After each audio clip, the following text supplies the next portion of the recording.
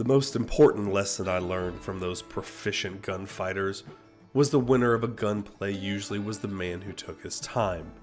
The second was that if I hoped to live long on the frontier, I would shun flashy trick shooting, grandstand play, as I would poison. I was a fair hand with pistol, rifle, or shotgun, but I learned more about gunfighting from Tom Spear's cronies during the summer of '71 than I had dreamed was in the book. Those old-timers took their gunplay seriously, which was a natural under the conditions in which they lived. Shooting, to them, was considerably more than aiming at a mark and pulling a trigger. Models of weapons, methods of wearing them, means of getting them into action and operating them, all to the one end of combining high speed with absolute accuracy, contributed to the frontiersman's shooting skill. The sought-after degree of proficiency was that which could turn to most effective account the split second between life and death. Hours upon hours of practice and wide experience and actualities supported their arguments over style. When I say that I learned to take my time in a gunfight, I do not wish to be misunderstood, for the time to be taken was only that split fraction of a second that means the difference between deadly accuracy with a 6-gun and a miss. It is hard to make this clear to a man who has never been in a gunfight.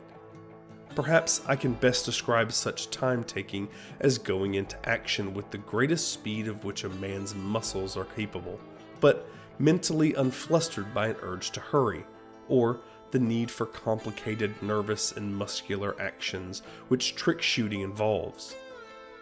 Mentally deliberate but muscularly faster than thought is what I mean. In all my life as a frontier police officer, I did not know a really proficient gunfighter who had anything but contempt for the gun fanner or the man who literally shot from the hip. In later years, I read a great deal about this type of gunplay, supposedly employed by men noted for skill with a .45. From personal experience and numerous 6-gun battles which I witnessed, I can only support the opinion advanced by the men who gave me my most valuable instruction in fast and accurate shooting, which was that the gun fanner and hip shooter stood small chance to live against a man who, as old Jack Gallagher had always put it, took his time and pulled the trigger once. Cocking and firing mechanisms on new revolvers were almost invariably altered by the purchasers in their interests of smoother, effortless handling, usually by filing the dog which controlled the hammer, some going so far as to remove triggers entirely or lash them against the guard, in which cases the guns were fired by thumbing the hammer. This is not to be confused with fanning, in which the triggerless gun is held in one hand while the other was brushed rapidly across the hammer to cock the gun, and firing it by the weight of the hammer itself.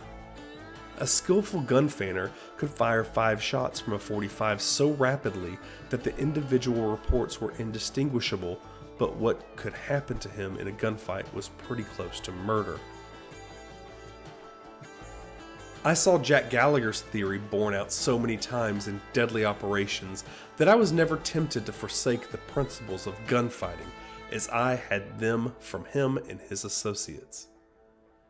There was no man in the Kansas City group who was Wild Bill's equal with a 6-gun. Bill's correct name, by the way, was James B. Hickok. Legend and the imaginations of certain people have exaggerated the number of men he killed in gunfights and have misrepresented the manner in which he did his killing. At that, they could not very well overdo his skill with pistols. Hickok knew all the fancy tricks and was as good as the best at that sort of gunplay. But when he had serious business at hand, a man to get, the acid test of marksmanship, I doubt if he employed them. At least, he told me that he did not. I've seen him in action, and I never saw him fan a gun, shoot from the hip, or try to fire 2 pistols simultaneously. Neither have I ever heard a reliable old-timer tell of any trick shooting employed by Hickok when fast, straight shooting meant life or death. The two-gun business is another matter that can stand some truth before the last of the old-time gunfighters is gone. They wore two guns, most of the six-gun toters did, and when the time came for action went after them with both hands. But they did not shoot them that way. Primarily, two guns made the threat of something in reserve. They were useful as a display of force when a lone man stacked up against a crowd. Some men could shoot equally well with either hand, and in a gunplay might alternate their fire. Others exhausted the loads from their gun on the right or the left, as the case might be, then shifted the reserve weapon to the natural shooting hand if that was necessary and possible. Such a move, the border shift, could be made faster than the eye could follow a top-notch gun thrower, but if the man was good as that, the shift would seldom be required. Whenever you see a picture of some two-gun man in action with both weapons held closely against the hips and both spitting smoke together, you can put it down that you are looking at a picture of a fool or a fake. I remember quite a few of these so-called two gunmen who tried to operate everything at once, but like fanners, they did not last long in proficient company. In the days of which I am talking, among men whom I have in mind, when a man went after his guns, he did so with a single serious purpose. There was no such thing as a bluff. When a gunfighter reached for his .45, every faculty he owned was keyed to shooting as speedily and as accurately as possible, to making his first shot the last of the fight. He just had to think of his gun solely as something with which to kill another before he himself could be killed. The possibility of intimidating an antagonist was remote, although the drop was thoroughly respected and few men in the West could draw against it. I've seen men so fast and so sure of themselves that they did go after their guns while their men who intended to kill them had them covered, and what is more when out in the play. They were rare. It is safe to say, for all general purposes, that anything in gunfighting that smacked of show-off or bluff was left to braggarts who were ignorant or careless of their lives.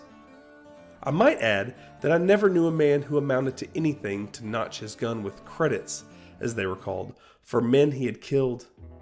Outlaws, gunmen of this wild crew who killed for the sake of brag, followed this custom. I have worked with most of the noted peace officers: Hickok, Billy Tillman, Pat Shug, Bat Masterson, Charlie Bassett, and others of like caliber, have handled their weapons many times, but never knew one of them to carry a notched gun.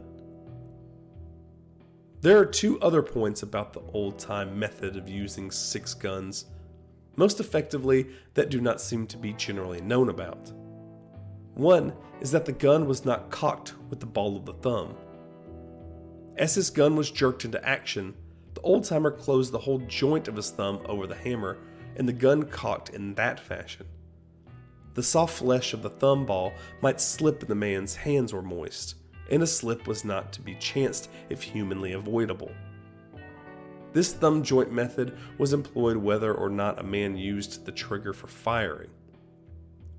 On the second point, I have often been asked why 5 shots without reloading were all a top-notch gunfighter fired when his guns were chambered for 6 cartridges.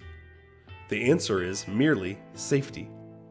To ensure against accidental discharge of the gun while in the holster due to hair trigger adjustments, the hammer rested upon the empty chamber.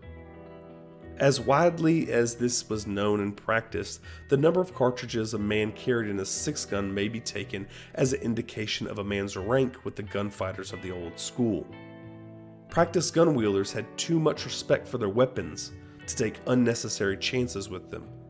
It was only with tyros and would-bes that you heard of accidental discharges or didn't know it was loaded injuries in the country, where carrying a Colt was a man's prerogative.